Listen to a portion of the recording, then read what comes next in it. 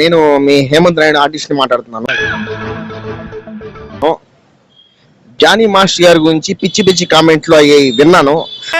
ఏం మాట్లాడతాడు నువ్వు? మార్నింగ్ అవి విని నేను మధ్యాహ్నం నేను భోజనం కూడా చేయలేదు.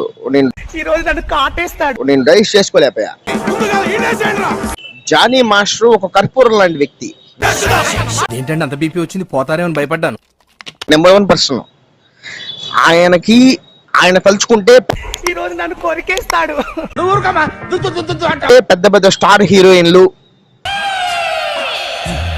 ఎవరైనా వస్తారు. నాకు అర్థం కాలేదు సార్. జానీ మాస్టర్ నెంబర్ 1, ఒక జెన్యూన్ క్యాండిడేట్ ఆయన.